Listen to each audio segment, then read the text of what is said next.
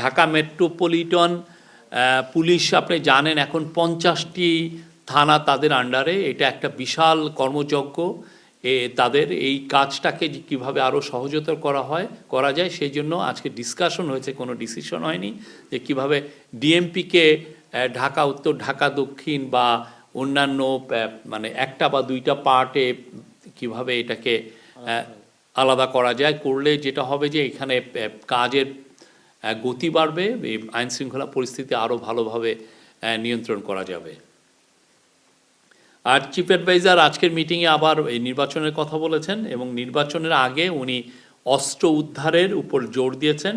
উনি বলেছেন যে লুট করা অস্ত্র যে করেই হোক ইলেকশনের আগে যত দ্রুত পারা যায় এগুলোকে উদ্ধার করতে হবে। জুলাই গণ অভ্যুত্থান অধিদপ্তর গঠনের এটা ভূতাপক্ষ অনুমোদন হয়েছে। আপনারা জানেন জুলাই যেই গণ অভ্যুত্থান হলো সেই বিষয়ে অলরেডি একটা অধিদপ্তর হয়েছে মুক্তিযোদ্ধা মন্ত্রণালয়ে, সেটা আছে ভূতপক্ষে অনুমোদন হয়েছে।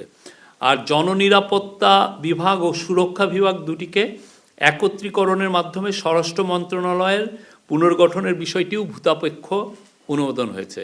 আপনি জানেন আগের গভর্নমেন্ট স্বরাষ্ট্র মন্ত্রণালয়কে দুইটা ভাগে ভাগ করেছিলেন, একটা জননিরাপত্তা বিভাগ ও সুরক্ষা বিভাগ। এই দুইটাকেও এক করে এই স্বরাষ্ট্র মন্ত্রণালয়ে রাখা হয়েছে।